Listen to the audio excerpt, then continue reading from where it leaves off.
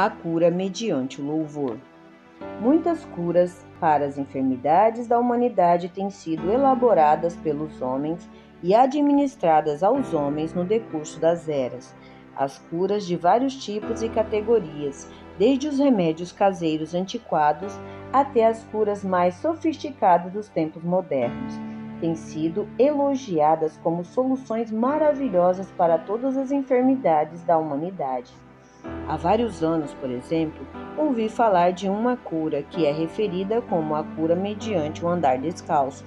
Os proponentes dessa cura declaravam que se a pessoa andasse constantemente descalças, na chuva ou no sol, no granizo ou na neve, todos os tipos de enfermidades seriam aliviadas. Acreditavam que andar descalço forneceria uma cura constante que protegeria as pessoas contra todos os tipos de doenças ou enfermidades. Li certa vez um artigo a respeito de outra cura, chamada a cura mediante os banhos de lama. Nesse artigo, havia fotografia de banhos de lama que, alegadamente, até mesmo curavam a depressão. Pelo jeito de algumas pessoas falarem, parecia que um banho de lama curaria todas as aflições, desde o resfriado até o câncer. Durante os primeiros dias dos Estados Unidos, os homens dos remédios atravessavam o país mascateando garrafas de cura-tudo maravilhoso, que alegadamente curariam praticamente todos os males que afligiam a humanidade. Desde quando o mundo existe, as pessoas sempre têm procurado elaborar as supostas curas maravilhosas, de várias formas e tipos, que supostamente curariam milagrosamente a humanidade de todas as doenças e enfermidades, dores e sofrimentos, desconforto e aflição. No decurso das eras, as pessoas têm procurado panaceias milagrosas para curar todas as suas doenças e enfermidades, suas dores e desgostos. Hoje em dia, as pessoas no mundo inteiro estão buscando ajuda e alívio no meio da dor e do sofrimento. E muitas delas chegaram a gastar milhares de dólares na busca da cura dos seus padecimentos. A Bíblia, porém, nos conta a respeito de uma cura que nada custa. O preço desta cura foi pago por outra pessoa. A verdade é que esta cura foi a mais cara de todas, porque custou ao Senhor Jesus Cristo, Filho de Deus, a sua própria vida. A morte e a ressurreição de Cristo forneceu-lhe uma cura que nada custa. E se você aplicar fielmente essa cura, ela funcionará todas as vezes. O nome dessa cura é a cura mediante o louvor. A maior cura conhecida à humanidade acha-se no louvor a Deus. O maior livramento conhecido para os homens está dentro do alcance de todo o crente que vive nesta terra, e é recebido quando louvamos a Deus com um coração sincero de amor e gratidão. A doutora Lillian B. Yeomans, no seu livro A Cura Celestial, conta a história de uma mulher que foi para a China como missionária há muitos anos, quando a China estava aberta para a pregação do Evangelho. Essa missionária contraiu com varíola. Naqueles dias, não existia cura para essa doença, de modo que os médicos pouca coisa conseguiam fazer por ela. Se uma pessoa contraísse varíola naqueles tempos, não havia esperança. A pessoa simplesmente morria. Era uma doença fatal. Essa missionária ficou de quarentena no seu quarto, e as manchas feias da varíola cobriam seu corpo, desde as plantas dos pés até o alto da cabeça. Ali ficou ferida de enfermidade mortal, quase sem assistência médica, indigente num país distante e praticamente abandonada para morrer. Não sabia o que mais fazer, pois não existia cura, de modo que começou a buscar com fervor ao Senhor. O Senhor sempre recompensa a quem o busca com diligência, e Ele sempre atende à oração sincera, cheia de fé, de modo que Ele lhe falou, Ele mandou louvá-lo. pela sua fidelidade em cumprir a sua própria palavra. Em seguida, ele lhe mostrou uma visão de 2 cestas. Uma cesta continha a provação e a aflição, a varíola. Aquela cesta estava cheia. A outra continha os louvores que ela prestava a Deus. Aquela cesta estava pela metade. O Senhor disse a ela que a cesta dos louvores precisava ficar cheia de louvores, a ponto de pesar mais do que a cesta das provas e provações. E ao ficar cheia, a cesta de louvores seria manifestada a sua cura. Essa missionária, deitada no seu quarto de quarentena, começou a louvar e a adorar ao Senhor, de dia e de noite, com grande fervor. Todos temiam pela vida dela e pensavam que os louvores audíveis que provinham do seu quarto não passavam de expressões de delírio. Mas, a despeito de toda a oposição, continuava a louvar a Deus. Louvava a Deus de todo o coração. Nada fazia senão louvar ao Senhor. Ela o louvava pela sua grandeza, ela o louvava por tudo quanto ele já fizera por ela. Louvava-o pela sua fidelidade à sua palavra. Louvava-o pela cura que receberia. Louvava a Deus e louvava a Deus e louvava a Deus. Qual foi o resultado de tantos louvores sinceros e dedicados? Finalmente, depois de vários dias de louvores sinceros, o Senhor mostrou-lhe que já estava cheia a cesta de louvores. Ela saiu andando, completamente curada, daquele quarto de quarentena. Sua pele era tão macia e limpa como a de uma criança. Nenhuma mancha de varíola existia mais no seu corpo. Antes de essa missionária começar a sua cura mediante o louvor, seu corpo tinha ficado totalmente coberto pelas manchas da varíola. Você pode imaginar tal coisa? O corpo coberto de varíola, mas mediante o louvor fervoroso e sincero, saiu andando daquele quarto totalmente curada. Tinha feito a cura mediante o louvor. Súplicas versus ações de graças. Existe uma anedota humorística que demonstra como ao homem faltam gratidão e louvor genuínos. Segundo essa historieta, 2 anjos visitavam a terra todas as manhãs, e nesse conto, cada um dos 2 anjos levava uma cesta e andava pela terra enchendo essa cesta. A cesta de um dos anjos era para coletar pedidos, e a do outro anjo era para coletar agradecimentos. Não demorava muito para a cesta dos pedidos ficar cheia e transbordar. Mas, no fim do dia, quando esses 2 anjos voltavam ao céu, o anjo com a cesta dos agradecimentos tinha meramente uns 2 ou 3 muito obrigado na sua cesta. Fica claro que isso não passa de uma história, uma ilustração. Por mais válida que seja a verdade ilustrada, o próprio evento não tem nenhuma comprovação bíblica, mas não duvido que aponta certa culpa de muitos cristãos.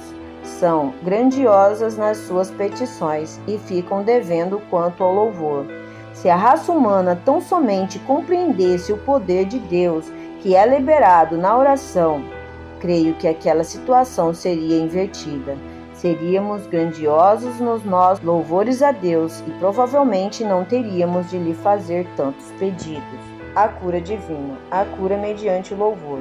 A cura da parte de Deus é uma cura que nunca fracassa em nenhuma circunstância ou situação e é tanto agradável quanto eficaz. O que há de incomum nesta cura é ainda que à medida que você aprende a aplicá-la, ela sempre funcionará.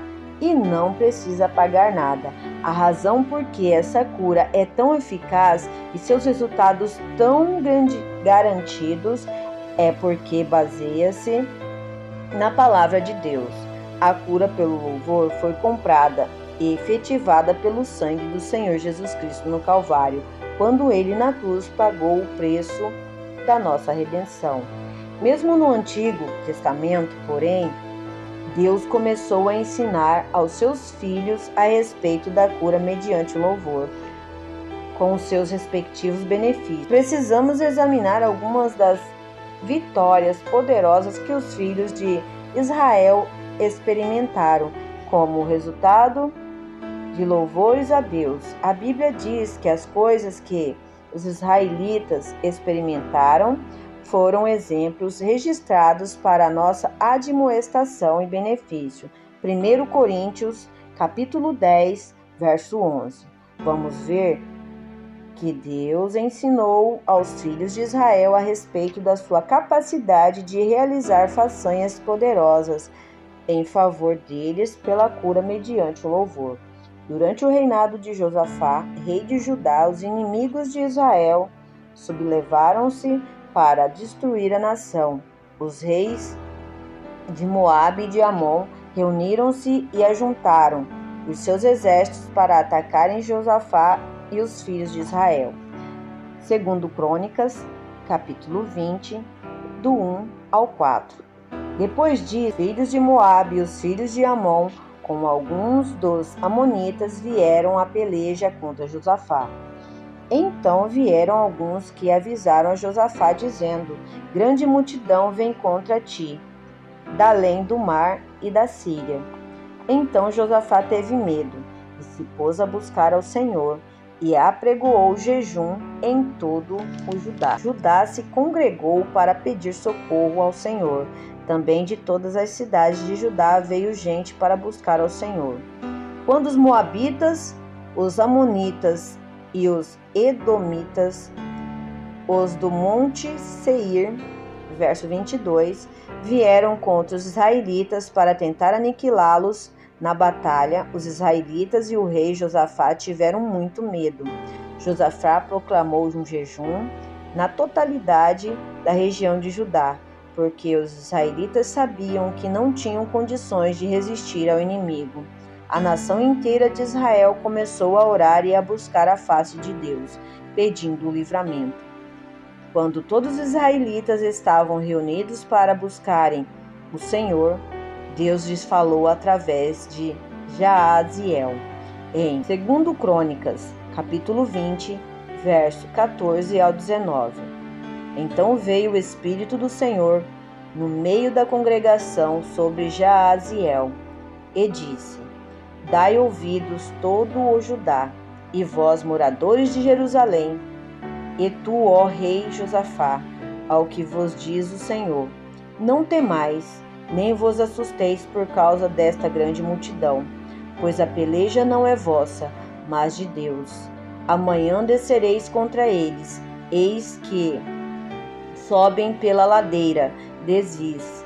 Encontrá-lo-eis no fim do vale, defronte do deserto de Jeruel. Neste encontro não tereis de pelejar. Tomai posição, ficai parados e vede o salvamento que o Senhor vos dará, ó Judá e Jerusalém. Não temais, nem vos assusteis. Amanhã sai-lhes ao encontro, porque o Senhor é convosco.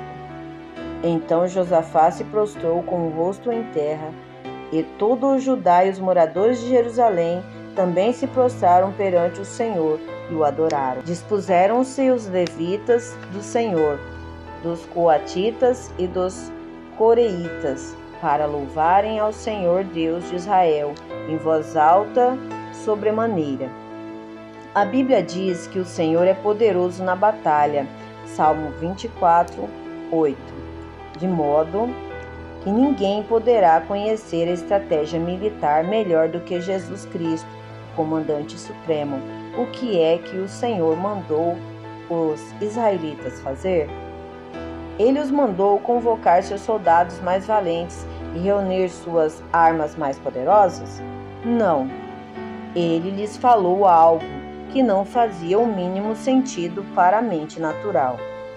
A batalha é do Senhor. Deus lhes disse que eles não precisariam lutar de modo nenhum na batalha, pois a batalha pertencia a Ele.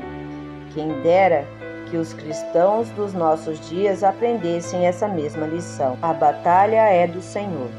Deus lhes disse que eles não precisariam lutar de modo nenhum na batalha, pois a batalha pertencia a Ele.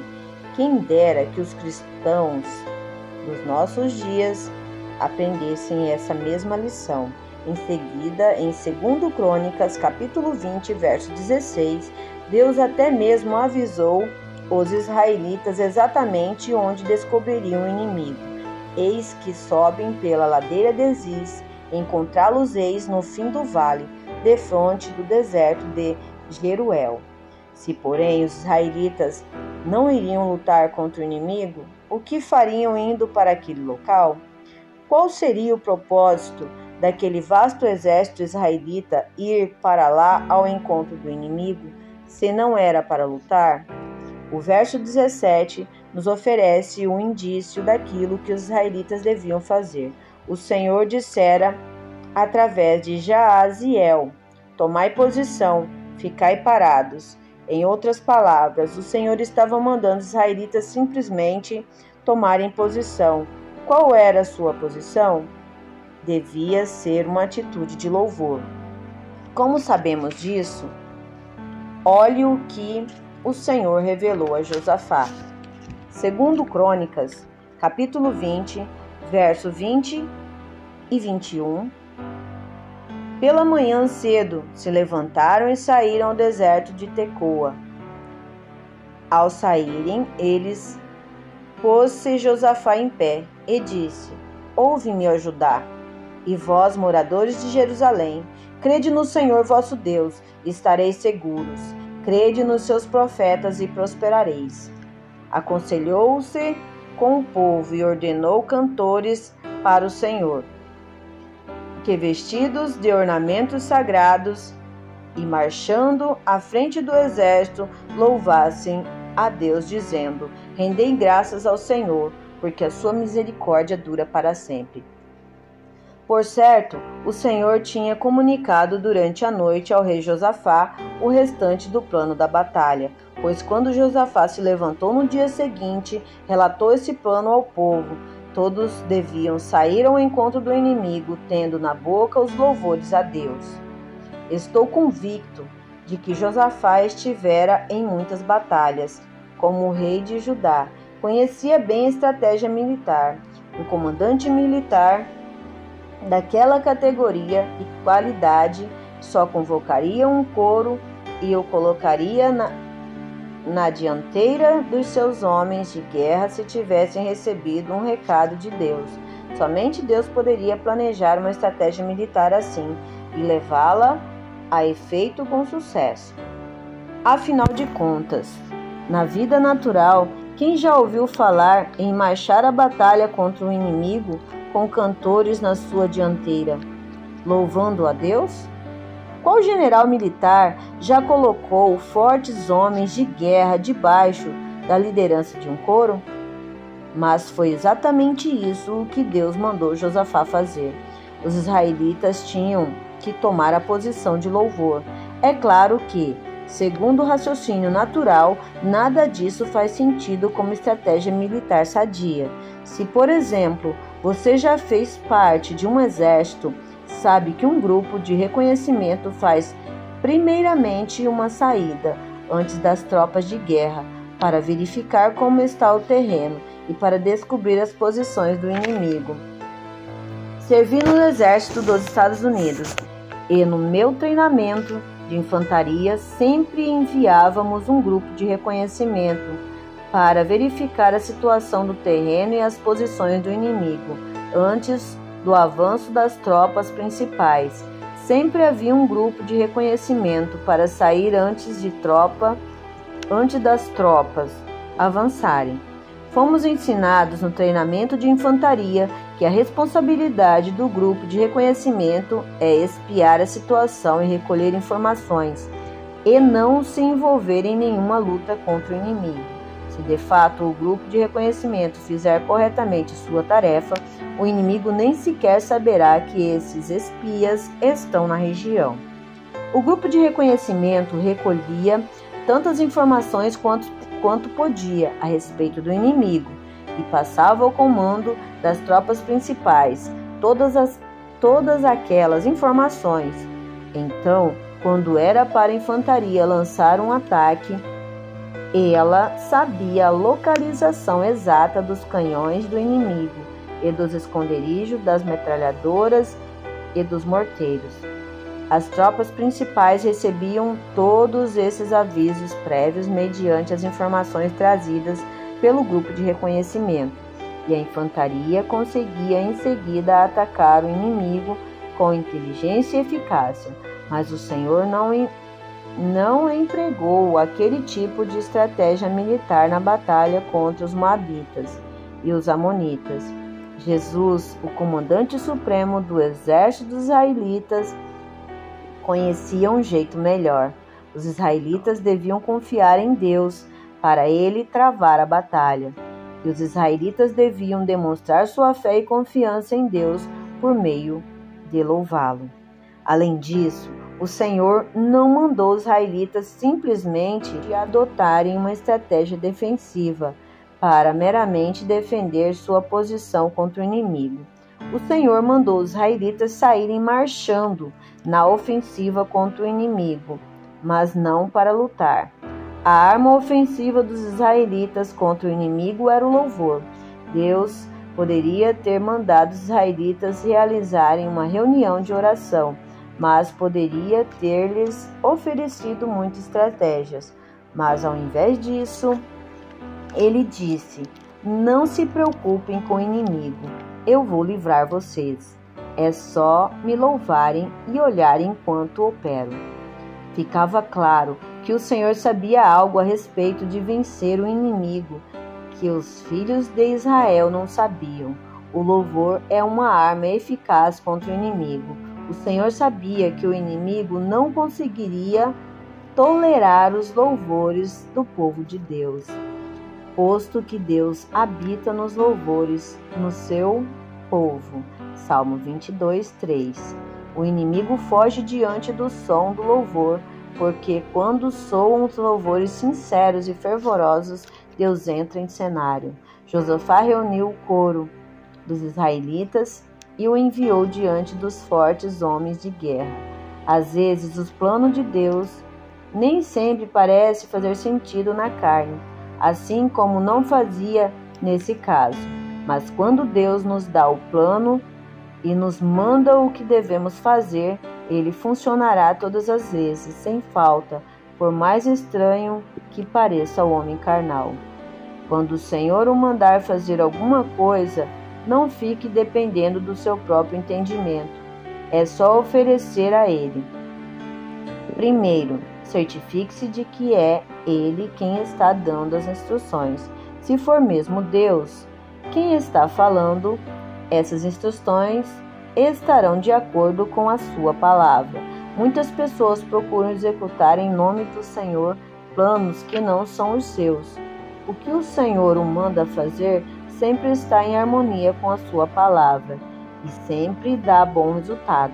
Imagine a reação dos generais de Josafá quando o rei colocou o coro na primeira posição das fileiras, adiante dos fortes homens de guerra, sendo que estes nem tinham licença para lutar. Eram estes supostamente os homens poderosos na guerra, os heróis valentes. Alguns deles eram veteranos calejados, marcados pela guerra, que já tinham estado em muitas batalhas. É possível que pensassem que Josafá tinha exagerado desta vez, mas Deus tinha um plano. Surgiram, pois, os cantores abrindo o caminho, cantando louvores a Deus. Uma banda musical israelita pode ter acompanhado o coro, pois no Antigo Testamento os israelitas cantavam alegres ao Senhor com instrumentos musicais. Posso imaginar o exército inteiro disposto em ordem, todos em posição de prontidão, os lanceiros, os arqueiros, a poderosa infantaria, todos os homens de valor, todos enfileirados, e o coro indo diante do exército inteiro. Posso ver na imaginação aquele exército israelita enorme em posição de prontidão.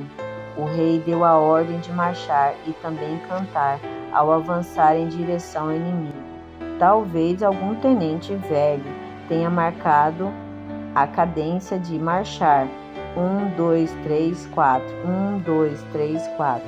Mas então todos começaram a cantar: Rendei graças ao Senhor, porque a sua misericórdia dura para sempre. Segundo Crônicas 20, 21. Não sabemos com certeza, mas é possível que os israelitas tenham cantado o Salmo 136 ao saírem para enfrentar o inimigo, pois aquele salmo repete o refrão: porque a sua misericórdia dura para sempre. O que sabemos mesmo, no entanto, é que os israelitas engrandeceram e glorificaram a Deus com o seu louvor, louvando a Deus nos salmos. O Salmo 136 tem várias seções. A primeira parte consiste em louvar a Deus, o Deus dos deuses e o grande Criador. Salmo 136, 1 ao 9. Rendei graças ao Senhor, porque Ele é bom, porque a sua misericórdia dura para sempre. Rendei graças ao Deus dos deuses, porque a sua misericórdia dura para sempre. Rendei graças ao Senhor dos senhores, porque a sua misericórdia dura para sempre. Ao único que opera grandes maravilhas, porque a sua misericórdia dura para sempre. Aquele que com entendimento fez os céus, porque a sua misericórdia dura para sempre. Aquele que estendeu a terra sobre as águas, porque a sua misericórdia dura para sempre. Aquele que fez os grandes luminares, porque a sua misericórdia dura para sempre. O sol para presidir ao dia, porque a sua misericórdia dura para sempre. A lua e as estrelas para presidirem à noite, porque a sua misericórdia dura para sempre. Essa primeira seção do Salmo enaltece o grande Deus Jeová. Os filhos de Israel dedicavam bastante tempo a agradecer a Deus por causa de quem Ele é, o Deus dos deuses e o Senhor dos senhores. A Ele louvavam porque Ele é o grande Deus que colocou o sol, a lua e as estrelas nos seus devidos lugares e que criou o vasto universo e tudo quanto nele existe. Na segunda parte deste salmo, os filhos de Israel louvavam a Deus dos deuses e o Senhor dos senhores pelo seu grande poder libertador ao livrar seus antepassados da escravidão no Egito. Os israelitas louvavam a Deus pela fé, por aquilo que Ele estava para fazer por eles, baseado naquilo que Ele já fizera por eles e naquilo que eles sabiam a respeito da sua fidelidade. Os cristãos hoje precisam aprender uma lição com isso. Nossa fé pode ser encorajada por meio de olhar para trás para aquilo que Deus já tem feito em nosso favor e para as vitórias que Ele já nos deu. Salmo 136, 10, 15. Aquele que feriu o Egito nos seus primogênitos, porque a sua misericórdia dura para sempre, e tirou os israelitas do meio deles, porque a sua misericórdia dura para sempre, com mão poderosa e braço estendido, porque a sua misericórdia dura para sempre. Aquele que separou em duas partes o mar vermelho, porque a sua misericórdia dura para sempre, e por entre elas fez passar a Israel, porque a sua misericórdia dura para sempre, mas precipitou no mar vermelho a Faraó e ao seu exército, porque a sua misericórdia dura para sempre. Tente imaginar aquele exército israelita avançando contra o inimigo, cantando em coro, porque a sua misericórdia dura para sempre. Enquanto marchavam e cantavam, a distância a ser percorrida devia ter parecido nada para eles, inspirados pela cadência do cântico. Se você já serviu no exército e marchou, sabe muito bem como o cântico tira seus pensamentos da distância percorrida e da caminhada que ainda está pela frente. Quando servi no exército e tive que marchar, achei mais fácil cantar durante a viagem, pois então não fiquei pensando no peso da bagagem nas costas e na minha canseira. Era só começar a focalizar a atenção no ritmo do cântico, e meus passos se sentiam mais leves ao captarem a cadência da música. Assim, conseguia marchar uns 30 quilômetros antes de perceber o fato. Imagino que quanto mais perto os israelitas ficavam do arraial dos inimigos, tanto mais alegres ficavam, porque estavam arrebatados no louvor e adoração ao Senhor. Na terceira parte do Salmo 136, o salmista relata as vitórias que Deus tinha dado a Israel e enaltece a Deus pela sua grandeza. Salmo 136, 16 ao 26. Aquele que conduziu o seu povo pelo deserto, porque a sua misericórdia dura para sempre. Aquele que feriu grandes reis, porque a sua misericórdia dura para sempre. E tirou a vida a famosos reis, porque a sua misericórdia dura para sempre. A Seom, rei dos amorreus, porque a sua misericórdia dura para sempre. E a Og, rei de Bazã, porque a sua misericórdia dura para sempre, cujas terras deu em herança, porque a sua misericórdia dura para sempre, em herança a Israel, seu servo, porque a sua misericórdia dura para sempre, a quem se lembrou de nós em nosso abatimento, porque a sua misericórdia dura para sempre, e nos libertou dos nossos adversários, porque a sua misericórdia dura para sempre, e dá alimento a toda a carne, porque a sua misericórdia dura para sempre. O tributai louvores ao Deus dos céus, porque a sua misericórdia dura para sempre. A terceira parte do Salmo 136 exalta ao Senhor, porque levou os filhos de Israel à terra de Canaã, a terra prometida deles. Louvavam a ele por todas as grandes vitórias que ele lhes dera na vida. A ele louvavam também, porque ele entregara o inimigo nas suas mãos. Existem dentro desse Salmo 136 muitos princípios válidos para os cristãos hoje. No tocante à adoração, devemos louvar e adorar a Deus por causa de quem Ele é, e devemos louvar a Ele por aquilo que tem feito por nós. Contar de novo a respeito das vitórias que recebemos de Cristo será o maior encorajamento para crermos que Deus vai nos ajudar nas nossas circunstâncias atuais. Quando a depressão procurar agarrá-lo e você começar a experimentar provações e ficar tentado a desanimar, faça uma pausa para refletir a respeito de quem Deus é. Reflita sobre o Deus do universo, que criou a Terra e as estrelas e os planetas. Concentre sua atenção na grandeza de Deus e procure imaginar quão grande Ele realmente é. Então louve-o e agradeça, porque Ele é grande o suficiente para atender a todas as suas necessidades. Conte de novo as suas vitórias. Então, passe em revista o que Deus fez por você.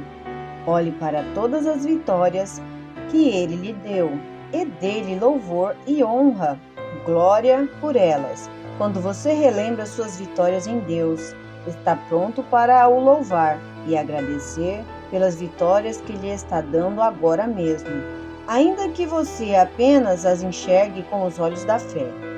Enquanto os israelitas marchavam e cantavam, deviam ter passado em revistas as vitórias que Deus lhe concedera, cantando a respeito de como o Senhor tinha derrotado em favor deles grandes reis e livrado nações em suas mãos em tempos passados. Enquanto os israelitas marchavam e louvavam a Deus, saindo para ganhar uma batalha que nem travariam e cantando as vitórias que Deus já lhes dera, tornava-se forte a sua fé no Senhor. É exatamente assim que nos acontecerá se louvarmos a Deus quando nos virmos diante de dificuldades. A nossa fé ficará forte e não precisaremos travar as nossas próprias batalhas. Dependeremos do Senhor para lutar por nós. Vejo mentalmente os cantores israelitas proclamando com ousadia: Deus nos redimiu dos nossos inimigos, pois a sua misericórdia dura para sempre. Não teremos nenhum inimigo, pois o nosso Deus luta em nosso favor. A batalha não é nossa, é de Deus. A estratégia militar do Senhor. Vamos ver até que ponto revelou-se ser eficaz a estratégia militar do Senhor, que consistia no louvor. Segundo Crônicas 20, verso 22 ao 25. Tendo eles começado a cantar e a dar louvores, pôs o Senhor emboscadas contra os filhos de Amon e de Moabe, e os do monte Seir, que vieram contra Judá e foram desbaratados. Porque os filhos de Amon e de Moabe se levantaram contra os moradores do monte Seir, para os destruir e exterminar. E tendo eles dado cabo dos moradores de Seir, ajuntaram-se, ajudaram uns aos outros a destruir-se. Tendo Judá chegado ao alto que olha para o deserto, procurou ver a multidão, e eis que eram corpos mortos que jaziam em terra, sem nenhum sobrevivente. Vieram Josafá e o seu povo para saquear os despojos e acharam entre os cadáveres riquezas em abundância e objetos preciosos. Tomaram para si mais do que podiam levar, e 3 dias saquearam o despojo porque era muito.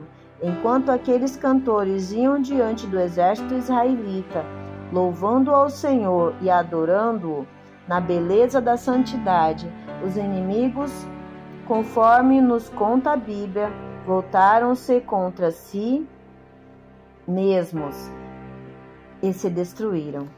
Exatamente um dia antes, os israelitas tremiam por causa do inimigo, mas porque obedeceram ao Senhor e entraram em harmonia com o plano dele, o inimigo foi totalmente derrotado.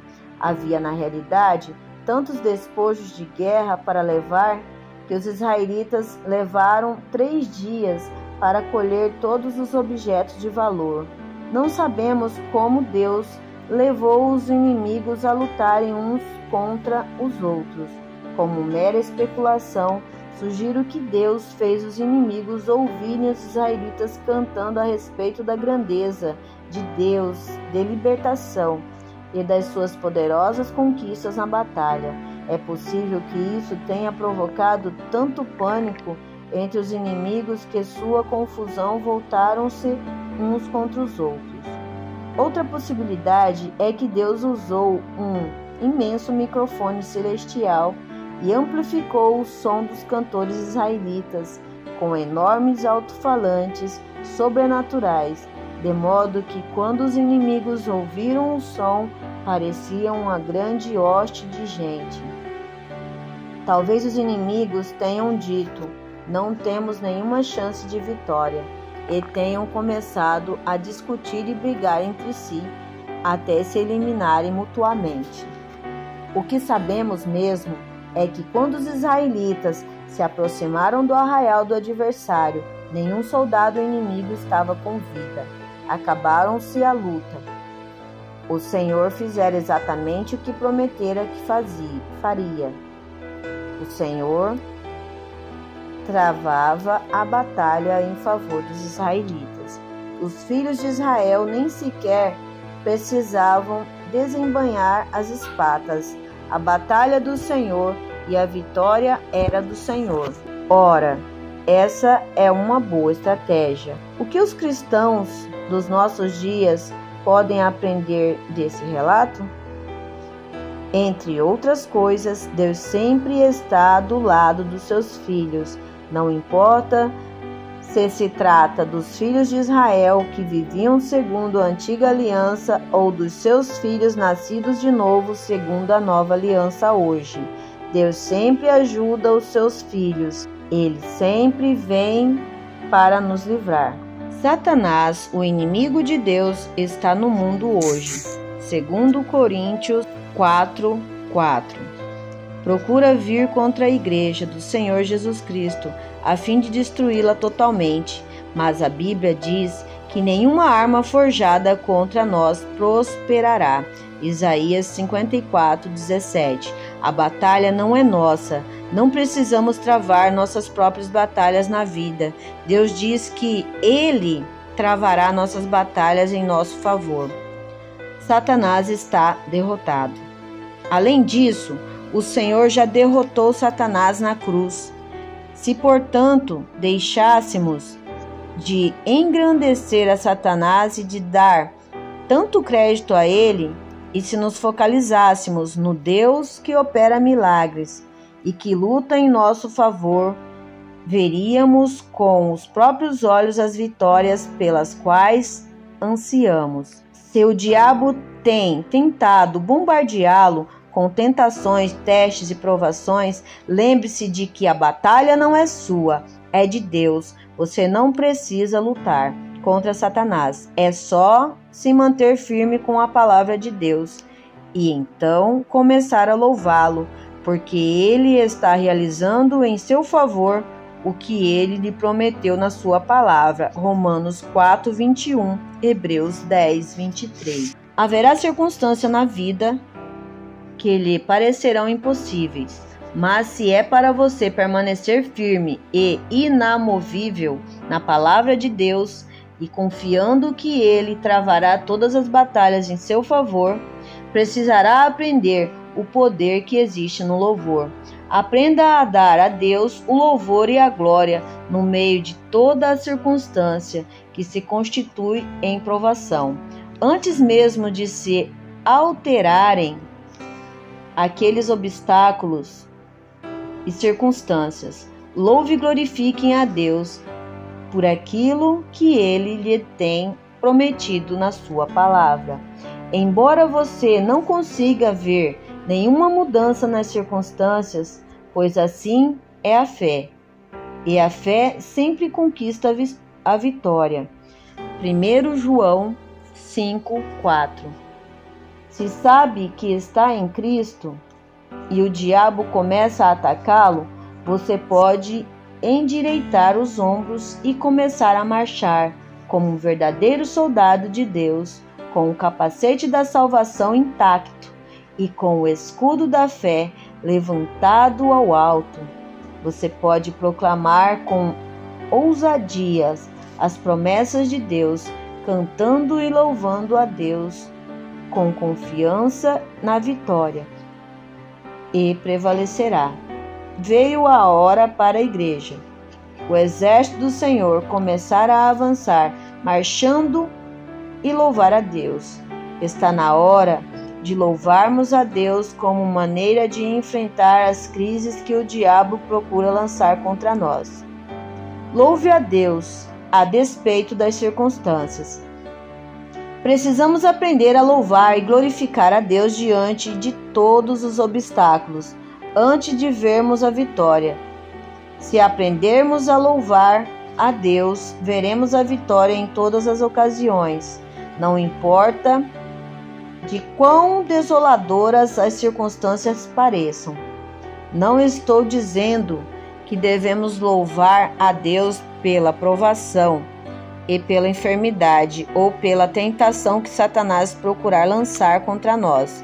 Não acredito que a Bíblia diga que devemos louvar a Deus porque não temos dinheiro para pagar as nossas contas ou porque não conseguimos alimentar nossa família.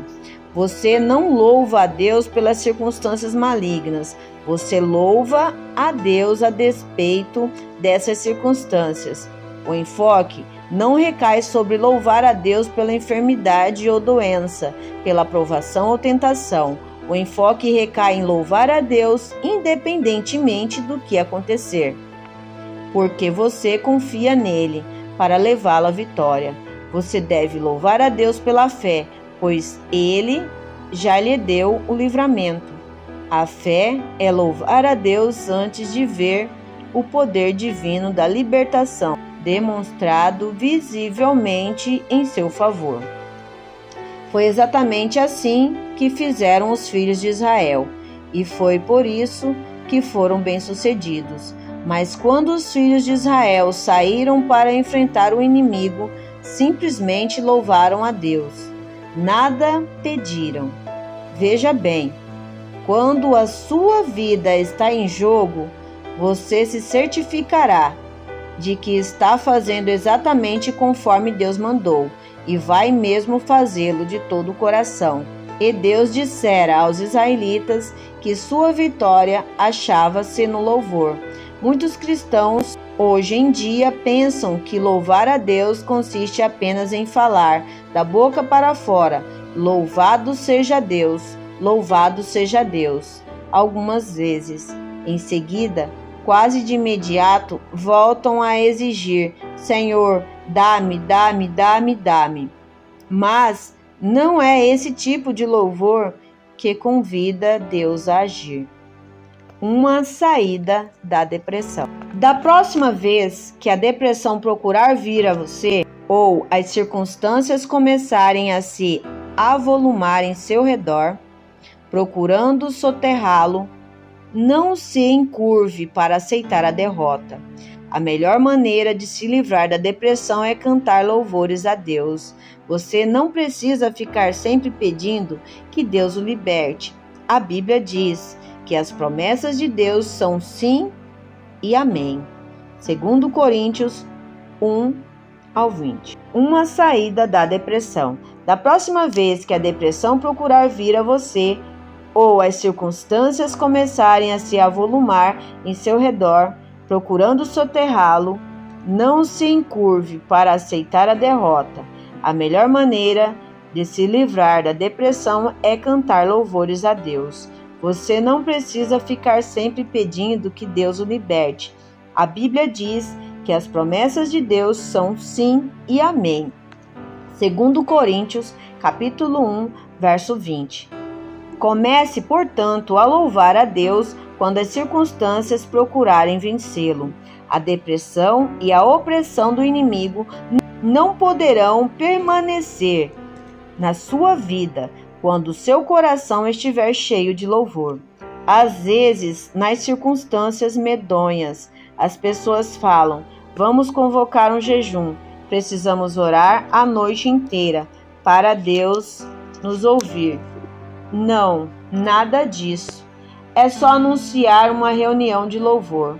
Mesmo se você está sozinho, e começar a louvar de todo o coração ao Senhor, já que Deus, no Antigo Testamento, conseguiu derrotar o inimigo com os louvores dos filhos de Israel, pessoas que não nasceram de novo. Imagine o que ele poderá fazer com os louvores dos seus filhos nascidos de novo. Aprenda a lição do louvor. Veja essa batalha que os israelitas ganharam mediante o louvor e ponha em prática a lição. Aprenda a cantar os louvores de Deus quando o inimigo tentar atacá-lo. Sem dúvida, você deve assumir autoridade sobre o inimigo, em nome de Jesus.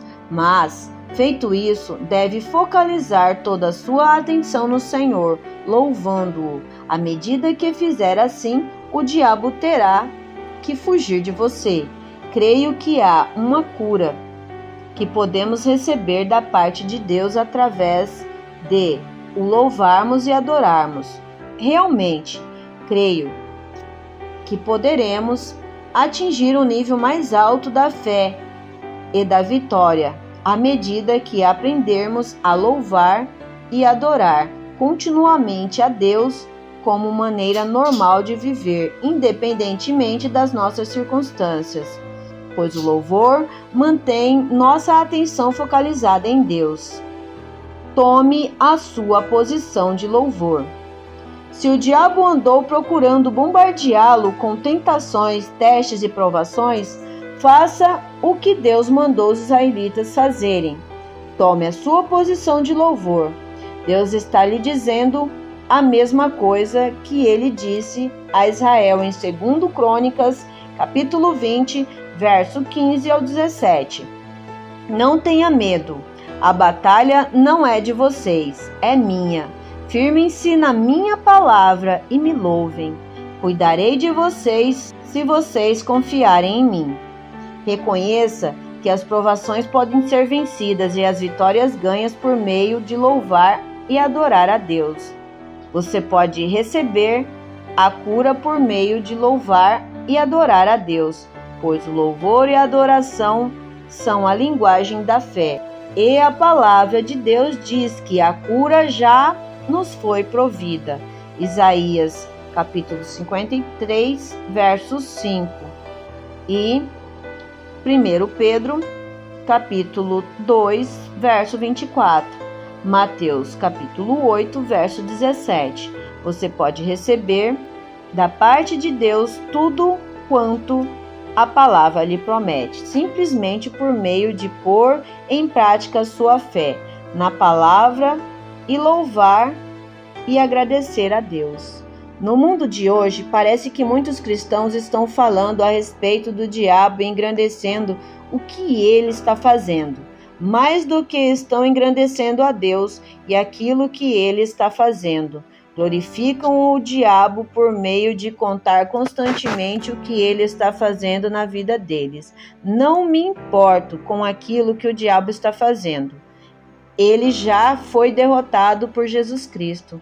Quero saber o que Deus está fazendo na terra hoje.